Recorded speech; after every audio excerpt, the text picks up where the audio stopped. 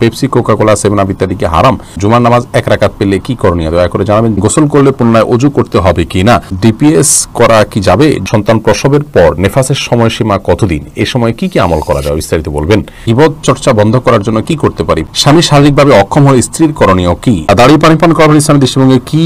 হাঁটতে হাঁটতে কোরআন তেলাওয়াত করা যাবে কিনা? ইসলামে কি কম হাসাহাসি করা ভালো? ছেলে মেয়েদের আকিকা না দিলে কোনো ক্ষতি হবে কিনা? জোহর নামাজ 4 রাকাত সুন্নত ছেড়ে দিলে কি গুনাহ হবে? শহীদুল ইসলাম জানতে চেয়েছেন হাঁটতে হাঁটতে কোরআন তেলাওয়াত করা যাবে কিনা? কোনো অসুবিধা নেই, কোরআন তেলাওয়াত বসে বসেই করতে হবে এমন কোনো বাধ্যবাধকতা নেই। আপনি চলতে ফিরতে উঠতে বসতে কোরআন তেলাওয়াত করতেই পারেন, কোনো অসুবিধা নেই।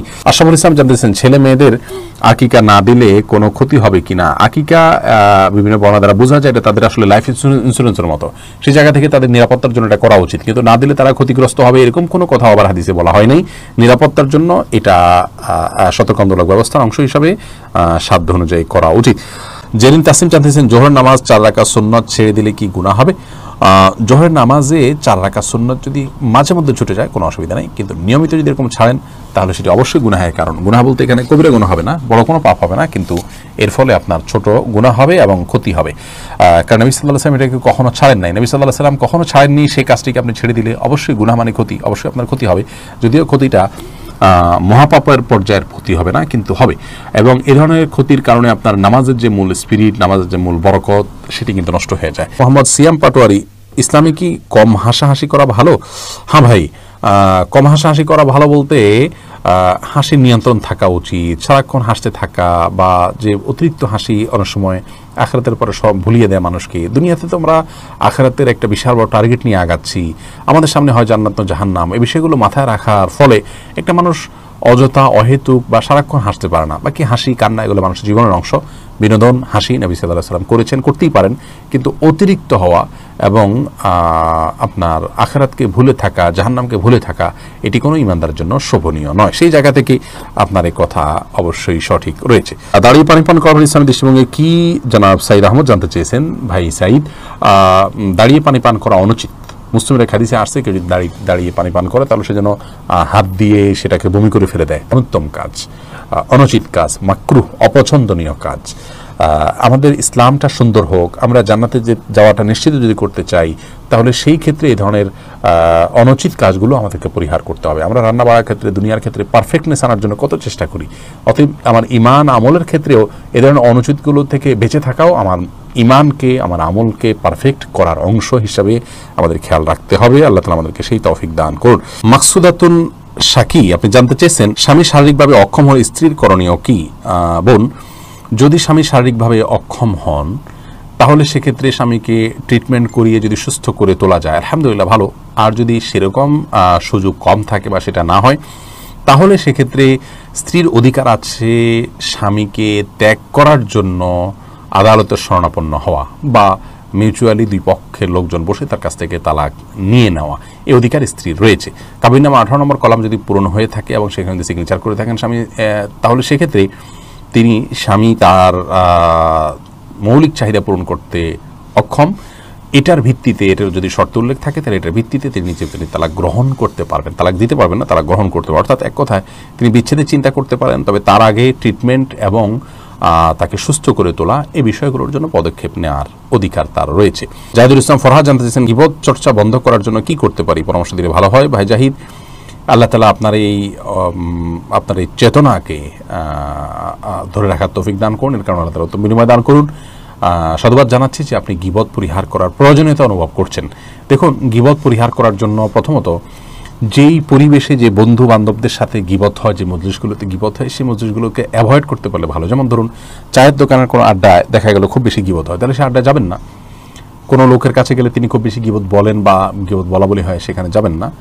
কারো গীবত হয়ে গেলে তার জন্য আল্লাহর কাছে দোয়া করবেন, পরক্ষণে অনুশোচনা করবেন এবং সম্ভব হলে নিজের প্রতি নিজে বিভিন্ন রকমের দণ্ড আরোপ করবেন, যে 10 টাকা দান করা ইত্যাদি, এটা করা। তাহলে ইনশাআল্লাহ গীবত করার যে অপরাধ আছে সেখান থেকে আপনি বের হয়ে আসতে পারবেন। বিনতে আনান বিন্দু, আপনি জানতে চেয়েছেন সন্তান প্রসবের পর নেফাসের সময়সীমা কতদিন? এ সময় কি কি আমল করা যায় বিস্তারিত বলবেন। একজন মা, তিনি সন্তান প্রসব পরবর্তী যে ব্রিডিংটা দেখতে পান, যেটাকে নেফাস বলা হয়ে থাকে, এটির সর্বোচ্চ সময়সীমা হলো 40 দিন। 40 দিন এর পর যদি ব্লাড দেখাও যায় তারপরও তিনি স্বাভাবিক অবস্থায় যে ইবাদতবন্দি করতেন সেগুলো তিনি করবেন, সালাত সিয়াম সবকিছু তাকে করতে হবে। আর সর্বনিম্ন সময় সেটা 20 দিন 30 দিনও হতে পারে, 35 দিনও হতে পারে, বা তার কম বেশও হতে পারে। অর্থাৎ সন্তান প্রসবের পর যখনই তার ব্লিডিং বন্ধ হয়ে যাবে তখন থেকে তিনি স্বাভাবিক অবস্থার মতো সমস্ত ইবাদতবন্দি তাকে করতে হবে। অন্য সাধারণ অবস্থায় যে বিধানগুলো প্রযোজ্য হয় সেগুলো তার জন্য প্রযোজ্য হবে। তবে 40 দিনের পরও যদি ব্লিডিং অব্যাহত থাকে তাহলে আর সেই ব্লিডিংকে আমলে নেওয়া যাবে না, এটাকে নেফাস হিসেবে গণ্য করা হবে না, বরং 40 দিনের পর থেকে তিনি সালাত সিয়াম কন্টিনিউ করবেন। আর এই অবস্থায় তিনি নেফাস অবস্থায় যতদিন ব্লিডিং থাকবে 40 দিনের মধ্যে, ততদিন তিনি কী কী কাজ করতে পারবেন, কী কী করবেন না, এ বিষয়ে কথা হলো যে একজন ঋতুবর্তী নারীর জন্য যা যা প্রযোজ্য তার জন্য একই জিনিস প্রযোজ্য। অর্থাৎ তিনি অবস্থায় তওয়াফ করবেন না, সালাত পড়বেন না, সিয়াম রাখবেন না, কোরআন কারীম স্পর্শ করবেন না, স্বামী সহবাস করবেন না, তিনি কোরআন তেলাওয়াত করবেন না। অনেকে কোরআন তেলাওয়াত করার অনুমতি দিয়েছেন, কিন্তু না করাটা হলো নিরাপদ। তো সবগুলো মিলিয়ে আমরা দেখতে পারি তিনি জিকির, আসকার, তাসবিহ, দুরুদ, ইসলামিক বই পুস্তক পড়া বা এই লিস্টেড কয়েকটা কাজের বাইরে যত ভালো কাজ আছে সবগুলোই তিনি করতে পারবেন। মোহাম্মদ আদনান জানতে চেয়েছেন ডিপিএস করা কি যাবে? ইসলামী ব্যাংকগুলোতেও যদি হয় তারপরেও এগুলোকে অ্যাভয়েড করা উচিত, যথাসম্ভব অ্যাভয়েড করাই হলো তাকওয়ার দাবি। সন্দেহ থেকে ওঠার খাতিরে সেই জায়গা থেকে এটি না করাই ভালো। নূর ইসলাম মনির জানতে চেয়েছেন গোসল করলে পুনরায় অজু করতে হবে কি না? ভাই নূর ইসলাম মনি, গোসল করলে পুনরায় অজু করার কোনো প্রয়োজন নেই। গোসলটা যদি সুন্নাহসম্মত গোসল হয়, গোসলের শুরুতে যদি আপনি 2 হাতের কবজি, কুলি, নাকে পানি, মুখ ধোয়া, হাত ধোয়া, মাথা করে এরপরে গোসল করেন, শেষে পাও দিয়ে বের হয়ে আসেন, তাহলে আপনার গোসলের সাথে অটোমেটিকলি অজু হয়ে যাচ্ছে। শুরুতে যদি সুন্নাহসম্মত গোসল করেন, অজুর নিয়ত থাকে, তা না হলে আলাদা করে অজু আপনাকে করতে হবে যদি অজু সুন্নাহসম্মত গোসল আপনি না করেন। রোমান হুসাইন আপনি জানতে চেয়েছেন জুমার নামাজ 1 রাকাত পেলে কি করণীয়, দয়া করে জানাবেন। জুমার নামাজ যদি কেউ 1 রাকাত পায় তাহলে সেক্ষেত্রে অপর 1 রাকাত তিনি সাথে যুক্ত করে পড়ে নেবেন। 1 রাকাত পেলে তাকে জোহর 4 রাকাত পড়তে হবে, এমন কোনো কথা নেই। মোহাম্মদ কাজী শাহরিয়ার সাকিব জানতে চেয়েছেন পেপসি, কোকাকোলা, 7 আপ ইত্যাদি কি হারাম?